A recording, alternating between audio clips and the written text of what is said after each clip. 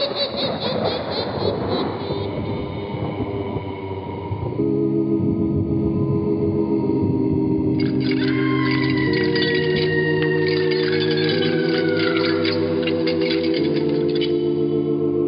Mysterious Old Radio Listening Society podcast.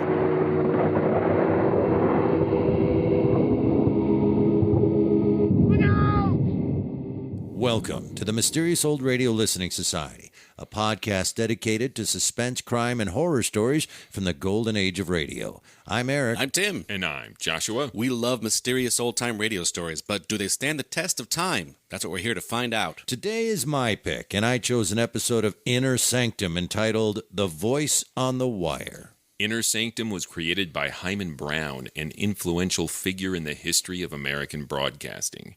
Brown's career in radio spanned 8 decades, including his 1970s revival series, the CBS Radio Mystery Theater. Despite his many contributions to the medium, Brown is best remembered for Inner Sanctum. The program ran on NBC from January 1941 to October 1952 and featured one of horror radio's most iconic hosts, Raymond Edward Johnson. Raymond introduced each story with a litany of ghoulish jokes and puns, often taking the time to chuckle at his own sardonic wit. His glib, sardonic tone influenced many other horror hosts, most notably Maurice Tarplin from The Mysterious Traveler and The Crypt Keeper from EC Publishing's notorious comic book, Tales from the Crypt. Inner Sanctum borrowed its name from a line of mystery novels published by Simon & Schuster, but rarely bothered to use the novels as source material. Instead, Inner Sanctum developed its own style of over-the-top storytelling, fueled by improbable situations and shameless plot twists. And now, let's listen to The Voice on the Wire from Inner Sanctum, starring Leslie Woods, first broadcast November 29th, 1944. It's late at night, and a chill has set in. You're alone, and the only light you see is coming from an antique radio. Listen to the sounds coming from the speaker, listen to the music, and listen to the voices.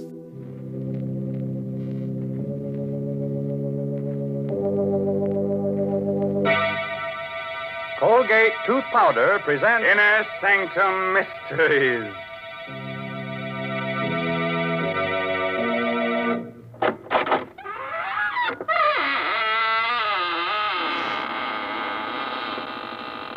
Good evening, friends of the Inner Sanctum.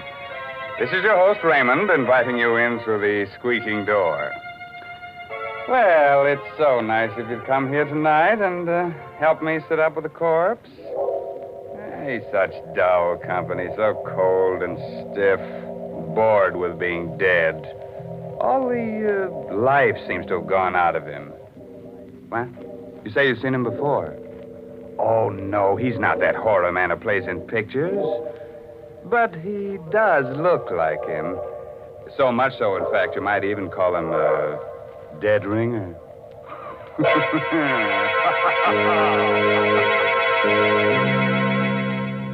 Tonight's Inner Sanctum Mystery, Voice on the Wire, is an original radio drama by Robert Sloan and stars Miss Leslie Woods in the role of Geraldine Reeves. It's produced under the direction of Hyman Brown. Use Colgate tooth powder. Keep smiling just right. Use it each morning and use it at night. Don't take a chance with your romance. Use Colgate tooth powder. Romance. What is romance? Romance is the light on the path of love, but a light so delicate that even a breath may put it out. Even a breath. You'd hate that to happen to you, wouldn't you? Well, don't let a breath of trouble ruin your romance. Don't let unpleasing breath offend the one you love. I tell you what, brush your teeth night and morning and before every date with Colgate tooth powder. Because scientific tests have definitely proved that in 7 cases out of 10, Colgate tooth powder instantly stops unpleasing breath that originates in the mouth. And let me add, Colgate tooth powder is the only tooth powder that offers proof of this fact. And then, too, Colgate tooth powder cleans your teeth beautifully. No amount of money can buy you a dentifrice that will clean your teeth more quickly and thoroughly. Remember the name Colgate tooth powder, with the accent on powder. Don't take a chance with your romance. Use Colgate tooth powder.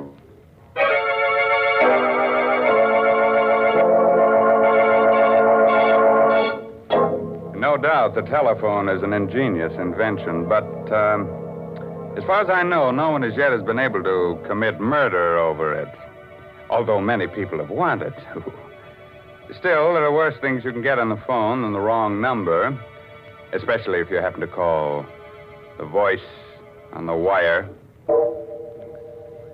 On a long, narrow island just off the shore of one of our larger lakes, Mrs. Geraldine Reeves, widow of the late composer David Reeves, lives alone in a gaunt, gray shingled house. Only a few hundred yards away are the charred remains of her former home, where David was burned to death in a fire just 2 years ago. It's after dinner now, and as the clock in the hall strikes 8. You've got to get hold of yourself, Geraldine. I can't help it, Doctor. You see, it starts every night about this time. What starts? The music. David's last composition. I hear it being played on a piano. And the notes seem to come from the old house, the house where David died in the fire. Well, perhaps someone is playing that piece on the piano. Someone on the island. No. No, there's only one other house out here, and those people are away. And the dog. The dog keeps howling all night long. What dog? I don't know. There's no dog on the island, but David and I did have a dog. You remember? He stayed with David the night of the fire. He died with him because David was too ill to get out of bed. There. There it is again. It's amazing. That's a real dog. Somewhere on this island. Oh. Do you think so? Why, of course. Probably some stray got across the bridge or swam over from the shore. Well, you see, Oh, excuse me, Doctor. Certainly. Hello? Hello? Mrs. Geraldine Reeves. Yes, speaking. Who is this? Listen.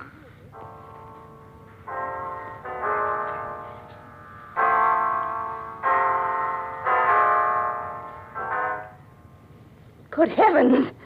You have 4 hours to live, Mrs. Reeves. 4 hours to live. What? What did you say? Hello? Hello? What's the matter, Geraldine? The music. The same music. I heard it again. What? Over the phone. Someone's playing it on the piano. It must be some sort of a No, prank. no. A man spoke to me. He said I have 4 hours to live. 4 hours to... Here. Let me have that phone. No, it's no use. He's rung off. Well, we might be able to trace the call. Hello, operator. Operator. Somebody's trying to kill me. Hello, operator. Operator. What's wrong, Doctor? I'm afraid the wires have been cut. We'd better get into my car and drive into town right away. Yes, it isn't safe for me to stay here another minute.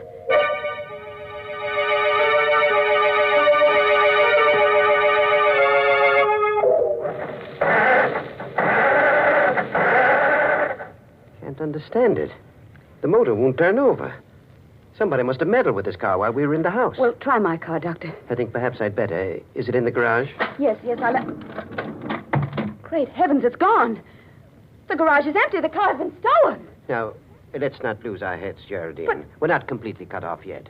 We can't use a car. We can still walk. But it's almost a mile to the bridge, and the road is so dark down along the water. It won't be too dark with a flashlight. We can go down through the woods to the edge of the water and walk along the shore. Oh, wait a minute. What's the matter? I just remembered. David's brother's driving out here tonight. Harvey? Yes, and his wife, Laura. They said they'd be here by 8:30, and if we wait for them, they can take us back in their car. What do you think, Doctor? That's safer than trying to make it alone. If we wait right here, perhaps we can watch the bridge and see them coming. For heaven's sake, Geraldine.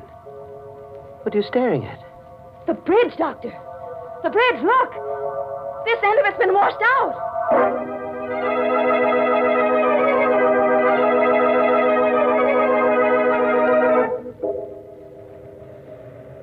Oh, Doctor, this is crazy, searching for a telephone wire in back of the house. If we're seen out here, there's no telling what might happen. Please, Geraldine.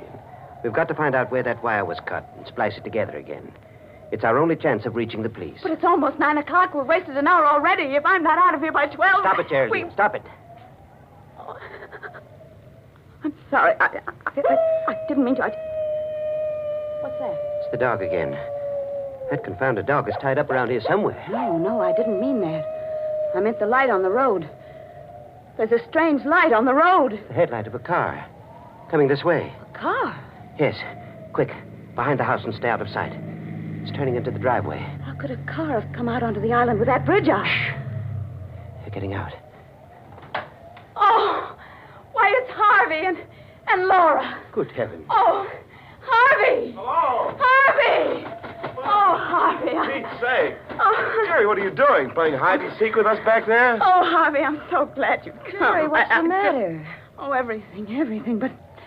But first you've got to tell us how you got here. Why, we just drove over the bridge and on up the road the way we always do. But how could you drive over the bridge? It's been washed out. What?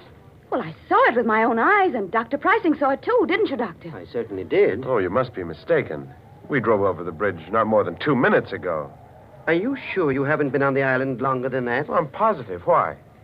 Well, some very strange things have been happening here tonight. Geraldine's life was threatened.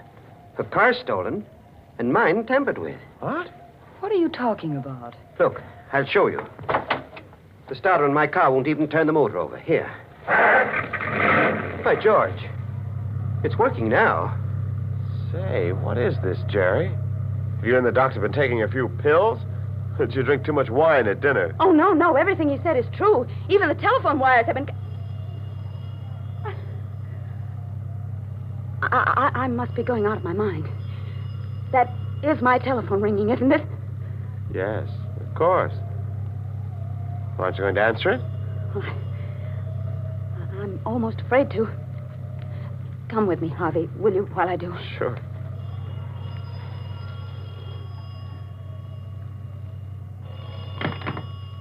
Hello? Hello. Mrs. Reeves, Yes? listen.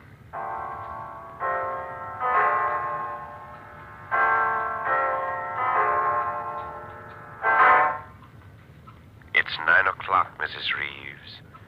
You have 3 hours to live.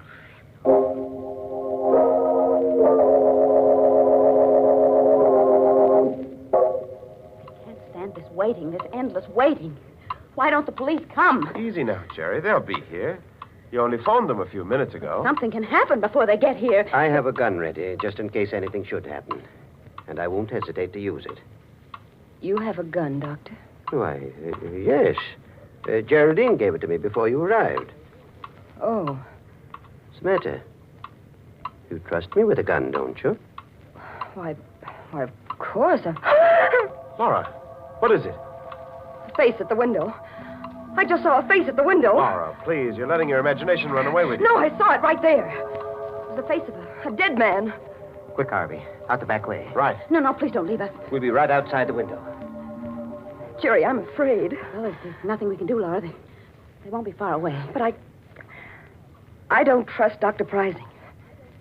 You never should have given him that gun. Why not? Because I think he's a murderer. Laura! Yes. Don't you remember how he acted at the trial? When you were accused of starting the fire that killed David? He testified against you time and again. Subtly. To make them think you did it. Because he started that fire himself. What on earth are you saying? I'm telling you the truth. During the trial, he swore that he wasn't on the island the night of the fire. But he was. And I can prove it. How? By this cigarette case of his. Here, look at it. You see how it's charred and melted on the side where his initials were? He must have left it in the fire that night, by mistake. But he couldn't have. The police searched everything the next morning. They would have found it in the ashes. Not if it wasn't there. He came back for it that same night, as soon as he missed it, and dragged it out of the fire. He knew it would incriminate him if it were found in his possession, so he threw it into the lake as he drove home over the bridge. And that's where we found it, in the water. The last time we were out here. Oh, Laura, I hope you're wrong.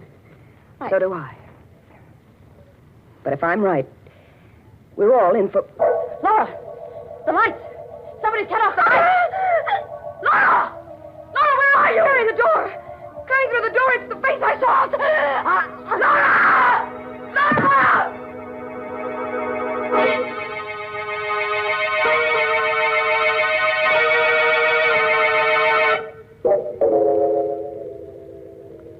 It was meant to be me, Harvey. Whoever came through that door intended to kill me. Jerry, please. How is Laura, Doctor? I'm afraid I can't do anything for her, Harvey. She's passed on. Oh. Laura. Laura, darling. You'd better not touch the body, Harvey. Oh, leave me alone. You've done enough already, Dr. Pricing. I beg your pardon. You'll have a lot of explaining to do when the police arrive, Doctor.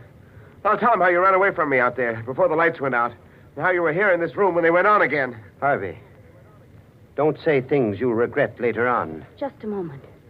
Where is the cigarette case Laura had in her hand when the lights went out? What cigarette case? You know the one I mean, Dr. Pricing. The gold one that was charred in the fire. I haven't the faintest idea what you're talking about. I have. And if you're as innocent as you claim to be, you won't mind being searched. Not at all. Go right ahead. I will. Whom are you calling, The Geraldine? police. Can't understand why they haven't arrived yet. It's almost 10 o'clock. Maybe something's happened to them on the way. Maybe their car broke down. Their car, too? Huh? Nothing. Only it seems as if your car is the only one that works when you want it to. Headquarters. Oh, Sergeant. Sergeant, I can't understand why your men aren't here yet. A murder's been committed. Do you think you've been calling the police department all this time, Mrs. Reeves?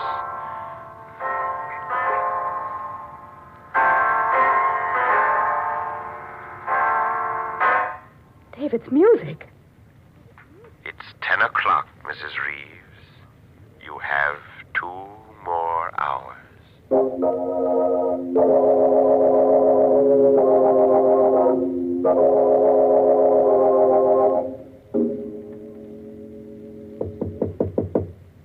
Jerry, are you in your room? Yes, Harvey. What is it? This is our chance, Jerry. We've got to run away from Dr. Pricing now, while we're alone. Yes, of course, Harvey, but how will we go? In my car, it's just... Wait a minute. Listen. What is it? It sounds like footsteps in the living room. Pricing must be in there. No, I saw him go outside. He said he wanted to see if he could find the dog. Oh, there's someone in there. I'm going to find out who it is. Be careful, Harvey. He may be standing just outside the door. Yeah. All right. You stay behind me. Is anybody there? Is anybody in the living room? No. There doesn't seem to be. Don't overlook me, Harvey. Well, Dr. Pricing. You've been standing at this door with your ear to the keyhole? No, not exactly. I thought you were supposed to be outside, looking for that dog. I was outside for a while. But I saw someone moving around in here, so I came back. When I got here, your wife's body was gone. What? Gone? Laura's body is gone? I assume that it's gone. It's not where it was, on the floor. But how could it... Look here, Pricey. You were alone in this room. And so were you. After I left. Wasn't it, Geraldine? Well, yes, now that I think back, he was. Certainly. What's more, Geraldine saw me leave the house. And when I left, the body was still here. After that, I don't know what happened. What are you driving at? Draw your own conclusions. I've drawn mine. Why, you... Harvey, stop it! Stop it! I'm sorry, Jerry. I just... The dog again. Yeah. I can't understand why you didn't find that dog, Dr. Pricing. He must be right out there where the old house used to be. Well, if you think you can find him, why don't you go? Good heavens, man. What? Look. There's a fire burning out there. On the grounds of the old house. Pricing, you started that fire yourself, and you're burning Laura's body in it to cover up your crime. Harvey, where are you going? I'm going to the fire, Jerry. I've got to stop it. I've got to put it out. I'm going to lose my mind if someone doesn't stop these awful things from happening. Won't anybody help us? Easy, Geraldine. The man who hopes to kill you was trying to break you down first. It's part of his plan. Here. Take a sip of this brandy. It'll help you. All right, thank you, Doctor. What's the matter? Oh, nothing, really. I just don't care for any brandy just now. What's wrong with it? Well, I didn't say anything was wrong with it. I just don't... You fool. Do you think I'm trying to poison you? I don't know what to think. Here. Give me that brandy. I'll drink it myself. There. Believe me now? I don't believe anyone. Listen to me, Geraldine. I'm the best friend you have in the world right now. You've got to understand that. Because there isn't much more time. We've got to get away from Harvey while he's still out there. What do you mean? Can't you see? He's trying to kill you. That's a lie. It isn't, Geraldine. Harvey's the one that's lied to us. He and Laura both. They intended to kill you when the lights went out. But in the darkness, Harvey made a fatal mistake. He thought it was you he was strangling, not Laura. I won't believe It's that. the truth. They never drove across that bridge at 9 o'clock tonight. They've been here on the island all evening. How do you know? Because we saw that bridge with our own eyes. And I saw it again just 5 minutes ago. It's still down. You're lying. Come out and see it for yourself. You're just trying to get me out of this house. Stop being such a fool. Here, take this gun. If it'll give you any security, take it. And hold it in my back while we're out there. But for heaven's sakes, let's get away from Harvey while there's still a chance. All right. Give me the gun. Here. Now you keep in front of me all the time. And I'm warning you. If you make one false move, I'll kill you in cold blood.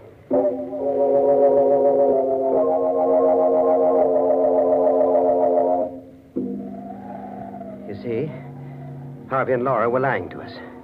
The bridge is still down. You're right. They couldn't have come across that bridge. Of course not. The only trouble is, we can't get back over it now either. We've got to get away, Doctor, now, before we're seen. What about that house at the other end of the island? People are away. But they might have a boat. Yes, of course, they do have a boat. We can row to the mainland. Come on, quick. All right. I have a feeling we're being followed. It's your imagination. Hurry, Geraldine. Hurry. We are being followed, Doctor. Look behind us. There's a man with a dog. Good heavens. It's just like the dog you owned. The one that died in the fire. Yes. And the man... It's Dave.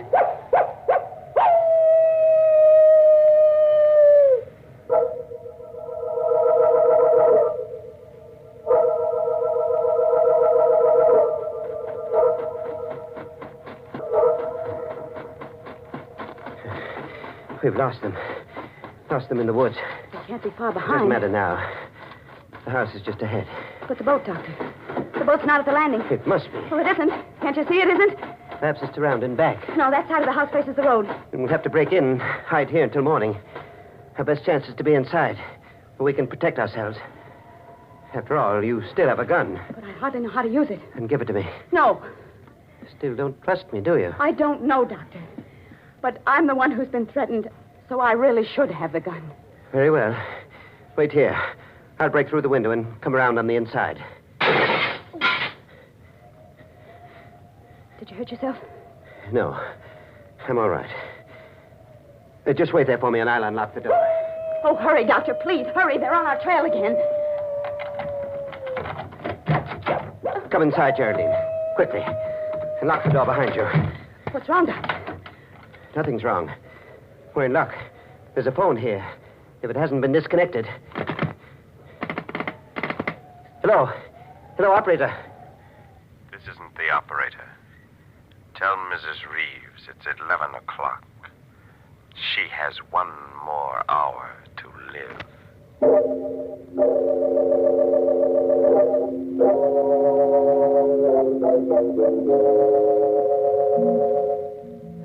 11. I won't leave this house. I'm not going to run away any longer. If they're going to kill me, let them come here and do it. Only for heaven's sakes, why don't they do it right away? Why don't they come here and get it over with instead of waiting until 12 o'clock? Geraldine, please. Well, I can't stand it any longer. I'd rather die than go through any more of this torture. I just... Sit down for a moment. Relax. And try to ease your mind. Oh, for...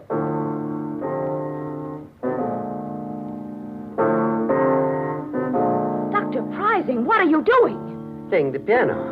I thought it might relax you. But that melody... You! You're the one I hear at night, playing David's music. Playing it right here in this house. Yes, Geraldine. I've rented this house to protect you from David and the dog. Well, stop it! Stop playing that piece! Stop it! Now stay where you are. Stay... Don't be afraid. I won't harm you. As long as you have that gun. But the gun won't stop David. David's dead. Is he? Listen. He's right outside the door. And in a moment, he'll be here to take you with him. No!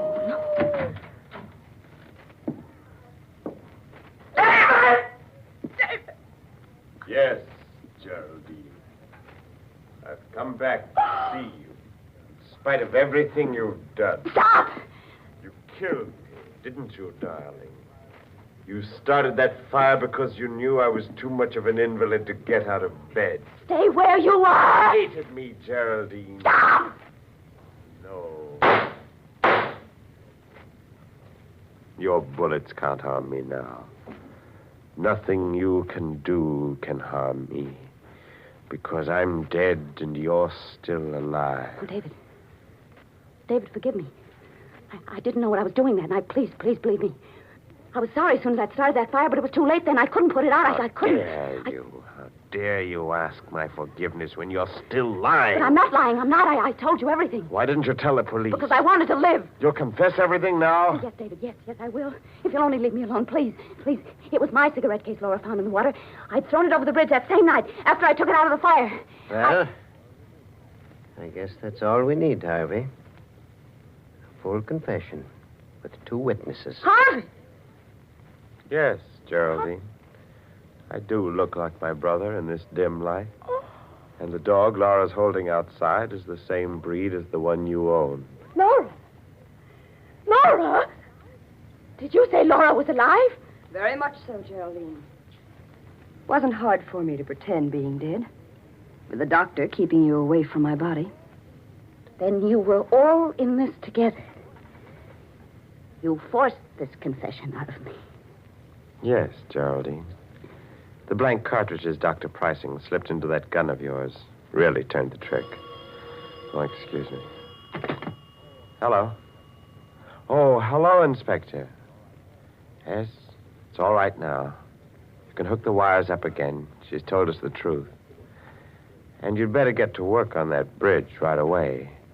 It's still down.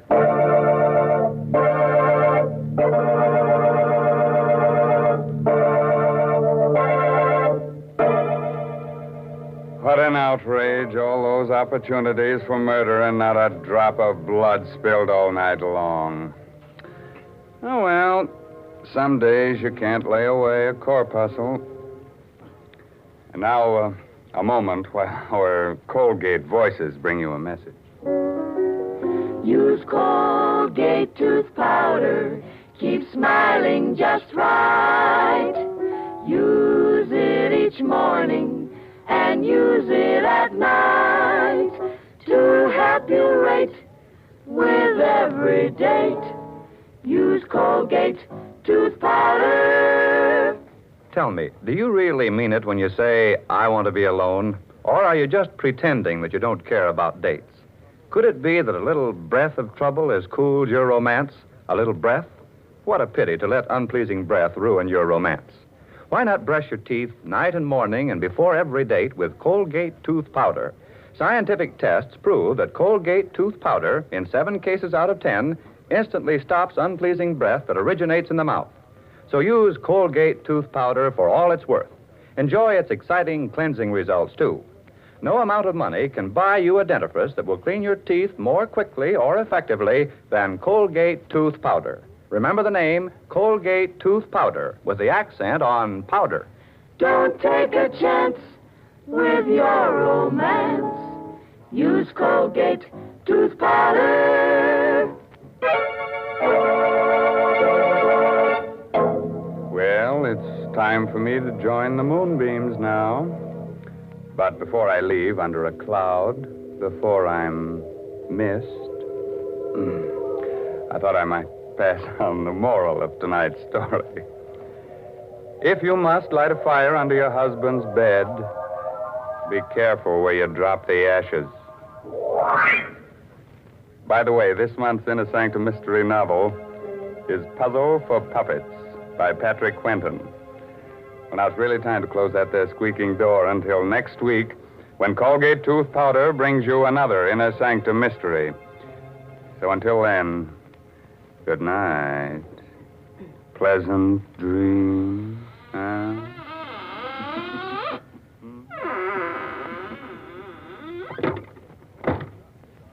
Latest reports from doctors on the 14-day Palmolive plan. Kansas City reports better complexions for 93%. New Orleans reports better complexions for 97%. In city after city, doctors tested the 14-day Palmolive plan on all types of skin, and 2 out of 3 of all women tested got better complexions in 14 days. What is this 14-day Palmolive plan? Wash your face 3 times a day with Palmolive soap. Then, each time, take 60 seconds more to massage Palmolive's lovely soft lather onto your skin as you would a cream. Then rinse.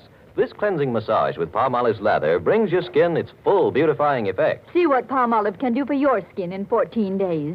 Remember, doctors prove Palmolive's beauty results. Remember, another Inner Sanctum Mystery next Wednesday night. This is CBS, the Columbia Broadcasting System.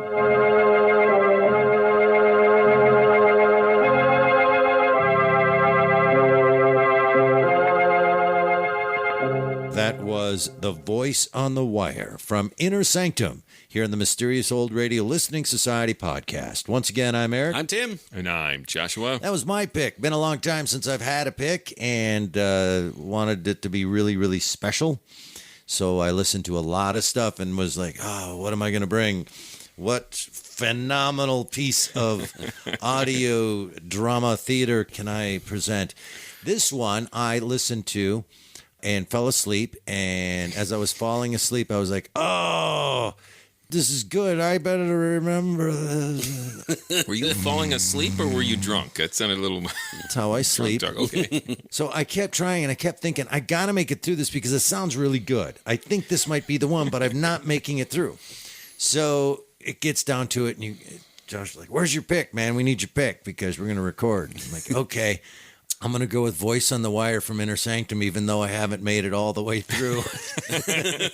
Voice on the Wire. Has he not heard the ending? Doesn't he know? And so I finally, because I was forced to listen, and I was relieved to make it all the way through and go, oh, I'm pretty happy with that pick. Because it could have gone in a lot of different directions. Like, oh, what have I done? What have I sent them? Like, if it fell apart like The Lodger from the first episode of Suspense. And, like, what if it's just terrible? But then again, that would have been awesome, too. This episode, what I love most about it, I think what attracted me to it in the first 10 minutes before I kept falling asleep was we started in the castle. Like we're there's no screwing around. Like, and action. Go, go, go, go, go. And then it just keeps getting crazier and crazier. And there's so many things going on. So many things going on. Before we discuss those things, let's rate pun quality. Raymond's puns? Yeah. I thought this was high quality material. Dead ringer. There was some in there that the corpuscle one. I don't even get that. Those are the ones I like. The ones you don't get. That are just like you did not earn that. Actually, making a joke. I love the jokes that run on an engine of pure bravado. There's no sense to it. Leave on a cloud before I'm missed. Okay. So That's cheap, good. so good. That was like a greasy burger of a joke. It's like, I'm going to regret this joke later, but I don't care. Take that, joke toilet. I really wanted it to be one with the Lipton tea lady. Yeah, she was there only for a year or maybe a little over, so there aren't many. No, but I ran into about 5 or 6 that I didn't like the episode that much, but their back and forth was just so phenomenal that I was like, oh, please be a good... no, I don't want to bring this up. I wonder how many listeners we would lose if we ever just featured a compilation episode. Lose. I mean, gain. Mr. Host and the Lipton Tea Lady for 30 minutes. Just a super cut. Just put a drum machine under that. And you'll have the next Sisters of Mercy album. Sisters of Lipton. So, subplots. Let's start listing everything that happened. Well, first, one of the things I love to do with a story like this, and particularly Inner Sanctum, is just time out some of the exposition dumps. Right. So just to put this in context, right at the top of the show, we find out that every night Geraldine hears David's last composition played on a piano. It sounds like it's coming from the burned down house that they apparently, after it burned down, built a new house that looks down on the burned out house where her husband died. And their dog. And their dog. And you're a freak for doing that. Yeah. There's only one other house on the island, and the occupants are away. And then there's also a mysterious dog howling from somewhere, but she knows there are no dogs on the island. The doctor hears the dog too, but says that it's just a real dog that's just swam to the island for fun. Came across the bridge. Yeah, and just howls now. There's the phone that rings, and we hear David's composition on the phone, and the voice that says that Geraldine only has 4 hours to live. They try to call the police, but the wire's been cut. They try to get to their car, but it's been sabotaged. They'll have to walk. Her car won't start, and his car is gone? Yeah, and... The bridge. Do we get to the bridge? To the bridge, and it's all washed out. And that is the first 3 minutes of story. 3 minutes. This is what occurred to me while I was listening to this. See if you guys agree. So Carlton E. Morris, who wrote I Love a Mystery, wrote all of that, 26 episodes, that much would happen. Right? What you just said in the first 3 minutes of this is, like, each one of those is the end of an episode of I Love a Mystery or City of the Dead from Adventures by Morris. And when you... spread that out and you go, oh, now their car won't start. Oh, there's a dog. There's no dog. Dun, dun, dun. And you spread that out. It's cool, right?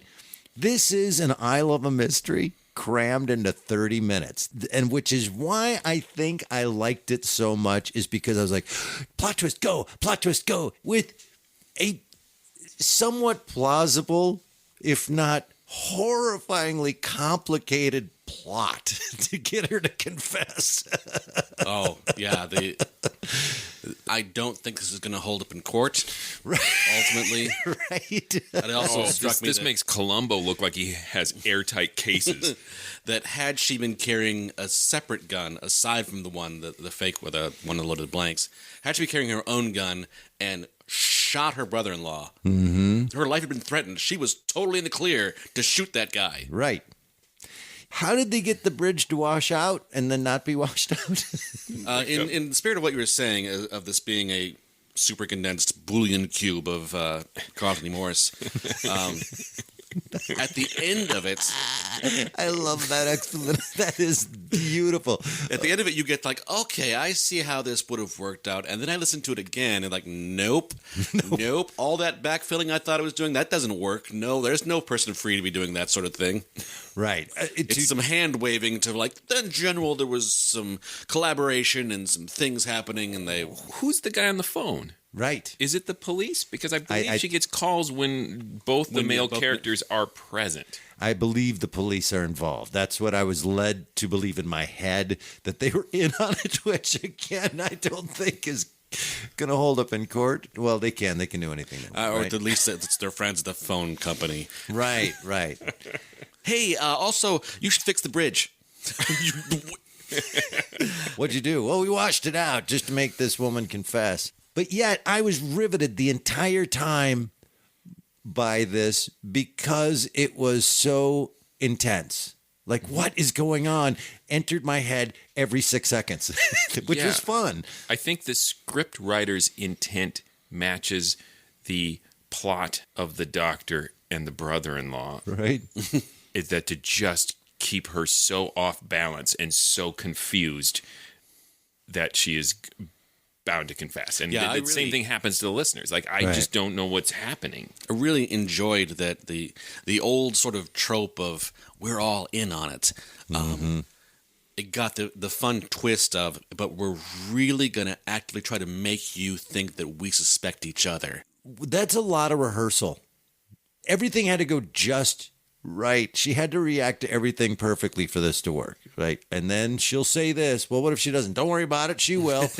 Then she's going to do this. What if she doesn't? She will. Like, I mean, it's flawed. This is my big picture statement about this episode. This is my podcast thesis statement episode of I loved this. This was so much fun. It's all the old school plot twists and shock for nothing more than the value of a twist that this does not hold up. I mean, does not stand the test of time, I think. This was not something that you'd like.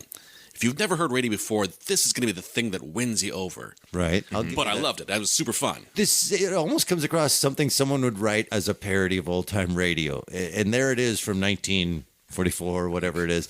It really is a parody of itself. And Raymond really helps set the tone, not only in his funny presentation, but the fact that he's laughing at himself. He's...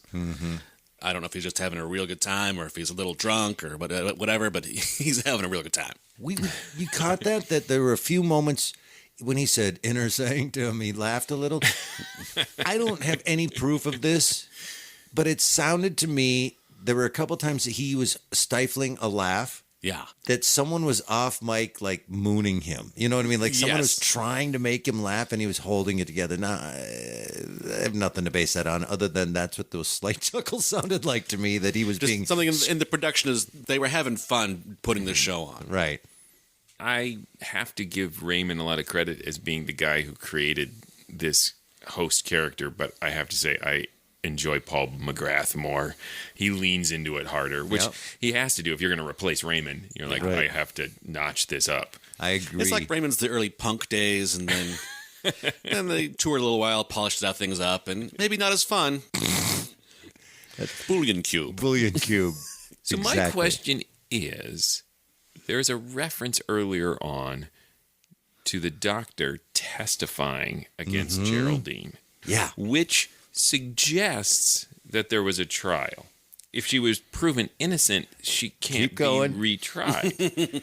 So it clearly, I must be wrong about that. It clearly must have just been a grand jury, and they were just deciding whether it's all backfill. It did not specify it was her trial, but that his testimony in a trial was implicating her. But keep going, keep extrapolating, because there's another step to this that makes you go, huh. So he testified against her. Now they're buddies.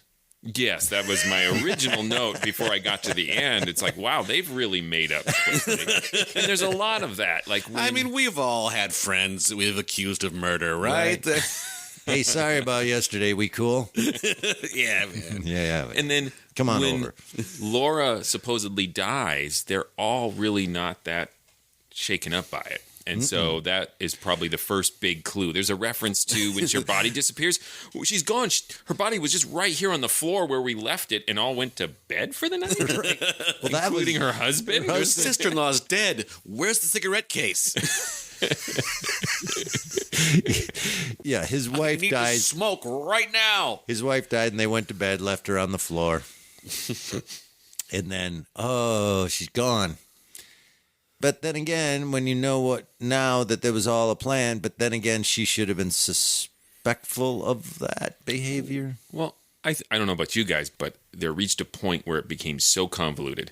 The fingers were being pointed in so many directions. Yep.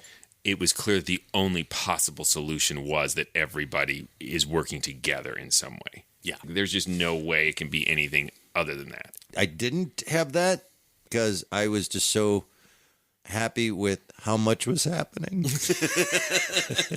Like, wow, they just keep throwing stuff on the fire. Put more things in there. And they are very nonchalant about each thing being added too. Even like when they're running in the woods, the doctor and Geraldine, and like they see the figure and they say, "It's David and their dog." And they're like, "Back from the dead? Is there a bigger reaction to this?" Right. I'm going to break into this house. Yes. I don't have much to stand on when I say I like this. Other than the plot twist speed of it, I don't know. I just was having the best time. Yeah, my experience was, it's a roller coaster. Yes. Don't stop and think because that won't be rewarding. That's not going to give you anything. Just let the thing whip you around and come to a stop eventually. We begin our story in such and such a house. Ring, ring. You have 4 hours to live. Yeah.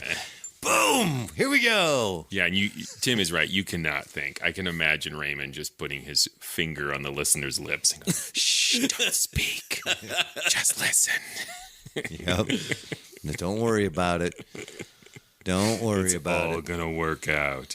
The other thing before we get to a vote I want to talk about is this Colgate tooth powder commercial. One of the best jingles ever written, by the way. Specifically, the line that just I couldn't get past was a reference to unpleasing breath that originates in the mouth. As opposed to? Where else would unpleasing breath originate from? Well, Joshua, come on over some night and I'll show you some horrifying places. No, that I breathe through. Like tracheotomy. I've been breathing wrong all these years, apparently. Yeah, the jingle's good. That one does make me think there's a backstory behind these commercials of some ad writer who had a series of really bad dates and had, come to Jesus moment about his breath. And now that's his hammer that he views the whole world as. Because later they ask the question, do you really mean it when you say, I want to be alone? Bob. Right? You're choosing this. I will offer this, and I'm confessing that I stole this from Eric, who I heard him mention it outside of the context of this recording so far. He was not a great composer, this guy. Oh, right. No. One song, it's okay. It's not even okay. Like, that's the song? It's terrible. Like, wow. I could plunk that out. Well, let's send this thing to a vote, eh? Sure thing, hoser. Yeah. Here we go. I'm going to start because I brought this. I'm not going to defend it. I'm not going to die on this hill. I love this because it's ridiculous. Because it's so fast and furious. It was so fun. And it was a ridiculous amount of things happening. And I think that the reason I like it is because, again, I think it reminded me of I love a mystery in 30 minutes. And I love that we got to the castle and it never let up. And, there was no time to establish any kind of nonsense relationships or anything. Just go, go, go, go, go, go, go.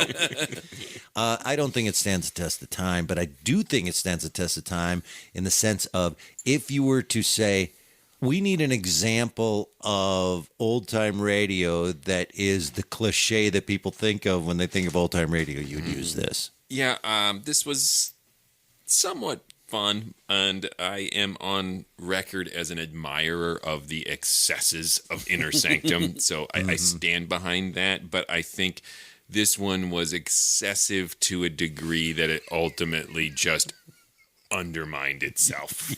It just couldn't possibly come through on the promise of its convoluted first 2/3. It's one of those things that the more we talk about it, the more harm we do to it. Yeah. Yeah. Because it's just mindless fun. And that's the thing that we sometimes forget we look at old entertainment of any kind, television, radio, to a certain extent even films, that they never had the idea that these would ever be heard again. Ever. Right. Like, this was supposed to grab people's attention.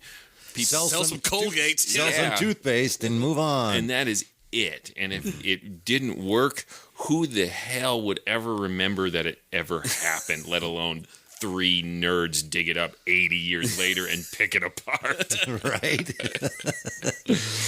Oh, yeah, but I am same page. Doesn't stand the test of time.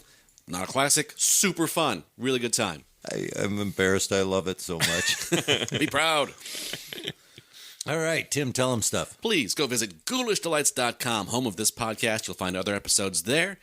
You can vote in polls. Getting the polls fixed. They'll be fine by the time this airs.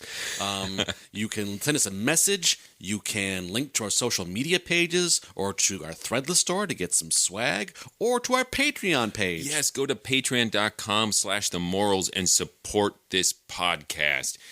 It is fantastic. We have so many benefits. You get Secrets of the Mysterious Old Radio, a monthly members-only podcast. We have Zoom happy hours. We stream live all of our performances for patrons to listen to and enjoy. And that is just a fraction of the benefits. Well, it's more than a fraction. It's most of the benefits. But there are other benefits as well. A large fraction. Huge, massive fraction. Come on, join us today.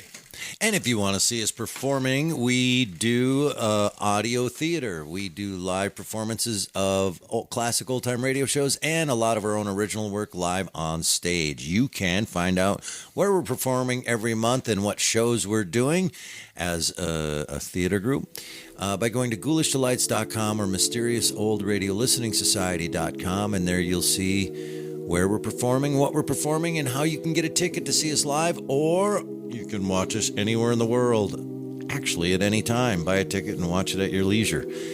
So there. What's coming up next? Next, we have a listener request. We will be discussing The Chess Master from CBS Radio Mystery Theater. Until then... Look out!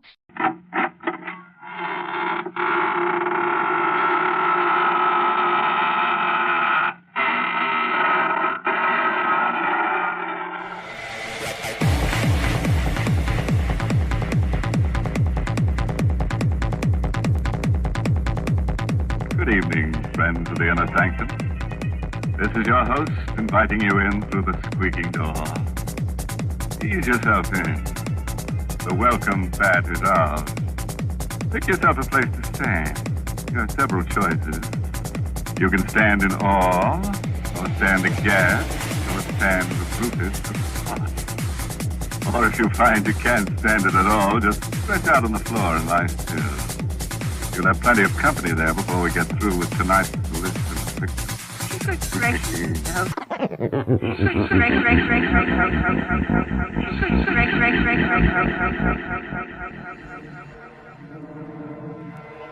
You do have a lot of trouble, don't you, Mr. Holmes? Mary, we have so much trouble on Inner Sanctum, even our troubles have trouble. I think there are times when all of us feel that trouble is piling up on us. But you know, friends, I've found a good way to get over that feeling. Just say to yourself, I'm going to relax and have a cup of Lipton tea. Then when you're comfortably seated with your teacup within easy reach, give your mind something pleasant to think about. That Lipton tea, for instance. Notice Lipton's deep amber color and its welcome, familiar fragrance that so tempts. Then taste and discover how really delicious that brisk flavor is. For real enjoyment any time during the day, just take a few minutes out to enjoy a piping hot cup of brisk-flavored Lipton tea. Well, I'll certainly give you a suggestion to try, Mary. And now, friends, if you'll give me your hand, we'll go on with the story. Or would you rather take yourself in hand? Things are going to be a little rugged from now on, so take a firm stand, sit tight, and buckle down. And it won't be a bad idea to grit your teeth and square your shoulders at the same time.